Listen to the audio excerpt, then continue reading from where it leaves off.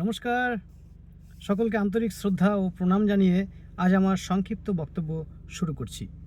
গতকাল শিব চতুর্থী গেল। আপনারা দেখেছেন গ্রাম বাংলার অনেক অনেক মা বোনেরা কিভাবে শিবের পুজো করেছেন, জল ঢেলেছেন, ইত্যাদি ইত্যাদি, দুধ ঢেলেছেন, কত কি করেছেন। ভালো কথা, আমি এ ব্যাপারে বিস্তারিত আমার জ্ঞানও নেই, আমি বলতে চাইও না। আমি যেটা বলতে চাই সেটা একটু যদি মনোযোগ সহকারে শোনেন তাহলে আমি খুব আমার মনে হয় নারী সমাজের অনেক উন্নতি হবে। এই যে শিবের প্রতি যে এত শ্রদ্ধা ভক্তি, দুধ ঢালা, জল ঢালা, ঠিক এরকম যদি এতটা শ্রদ্ধা ভক্তি যদি রাজা রামমোহন রায়কে করা যেত তাহলে তাহলে কেমন হতো? আজকের দিনে নারী সমাজের একটা বড় অংশ তারা তারা তাদের তাদের যে গঠনমূলক চিন্তা ভাবনার অভাবের প্রসঙ্গে তারা প্রশ্নবোধক চিহ্নের মুখে দাঁড়িয়ে আছেন। যেখানে এত ফ্লাস্ট্রেশন, এত সংসার ভাঙাভাঙি, এত অভাব, অভিযোগ, চাহিদার আক্রমণের শিকার হচ্ছেন পুরুষ সমাজ, সেই জায়গায় দাঁড়িয়ে নারী সমাজের এই বারবারন্ত এবং নারী সমাজের এই যে অগ্রগতি, নারী সমাজ আজকের দিনে যে জায়গায় দাঁড়িয়ে আছে সেই জায়গায় এই পটভূমিতে পুরুষের কতটা ভূমিকা, হ্যাঁ, এবং কোন পুরুষটার বেশি ভূমিকা সেটা কি নারী সমাজ মনে রেখেছে? যেমনটা এই শিবকে মনে রেখেছে, তেমনটা কি রাজা রামমোহন রায়কে নারী সমাজ মনে রেখেছে? তেমনটা কি ঈশ্বরচন্দ্র বিদ্যাসাগরকে নারী সমাজ মনে রেখেছে?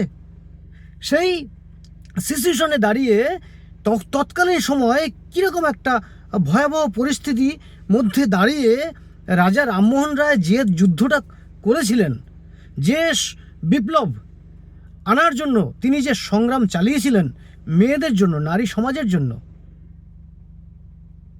সতীদাহ প্রথা বন্ধ করার, সেটা কি নারী সমাজ যথাযথ আজকের নারী সমাজ যথাযথ সম্মান দিচ্ছে? পুরুষদেরকে সেই অ্যাঙ্গেলে দেখছে যে এই পুরুষদের আন্দোলন বিক্ষোভের কারণেই কি কিন্তু বর্তমান নারী সমাজের এই মুক্তির আভাস, এই মুক্তির জানলাটা খুলে গিয়েছিল? সেই বিদ্যাসাগরকে কি সেইভাবে, সেই চোখে, সেই নজরে দেখা হচ্ছে? হ্যাঁ, সম্মান অবশ্যই তাকে করেন মানুষ, কিন্তু যাদের বেশি করার কথা ছিল সেই নারী সমাজ কি রাজা রামমোহন রায়কে করছেন ততটা? ঈশ্বরচন্দ্র বিদ্যাসাগরকে সেই শ্রদ্ধার চিত্রে স্মরণ করছেন সব মহিলারা? আমি তো অতটা ঠিক খেয়াল করি না। আমার তো মনে হয় শিবের মাথায় জল ঢালার চেয়ে রাজা রামমোহন রায়কে গিয়ে পুজো করা উচিত মহিলাদের। আর আরেকটা বিষয় হচ্ছে, এই শিবের পুজো করতে গিয়ে যে পুরুষ সমাজ, তারা দেখছি যে অনেক নেশাজাত দ্রব্য খাওয়া দাওয়া করেন, অনেক কিছু করেন। শিব নাকি এগুলো খেত। এগুলো তো আমার মনে হয় ধর্মের মধ্যে একটা ধর্ম সম্পর্কে, আমাদের সনাতন ধর্ম সম্পর্কে খারাপ মেসেজ দিচ্ছেন আপনার সোসাইটিকে। অন্য কোনো ধর্মে কি এরকম আছে যে নিজের ধর্মর মধ্যে এই সব ধরনের জিনিসগুলো নিয়ে কালচার করা এবং পাবলিকলি সব কিছু করছেন? এটা ঠিক নয়। আমার যেটা মনে হয় এটা ঠিক নয়। হয়তো আমার যদি ভুল হয়ে থাকে বলা, আপনারা আমাকে সঠিক পথ দেখাবেন, কিন্তু আমার যেটা মনে হলো আমি সেটা বলছি। আজকের দিনে দাঁড়িয়ে প্রত্যেকটি নারী সমাজের উচিত রাজা রামমোহন রায়কে পুজো করা, ঈশ্বরচন্দ্র বিদ্যাসাগরকে গভীর চিত্তে স্মরণ করা সব সময়ের জন্য। রাজা রামমোহন রায়কে তো কোনোভাবেই নারী সমাজ এড়িয়ে যেতে পারে না, কিন্তু দুর্ভাগ্যের বিষয় আজকের নারী সমাজের কাছে সেই পরিস্থিতি নিয়ে আলোচনা হয় না, পুরুষ সমাজের গভীরতায় প্রবেশ করা হয় না। নারী সমাজের একটা বড় অংশ তারা শুধু মনে করছেন তারাই একেবারে সর্বোচ্চ সব।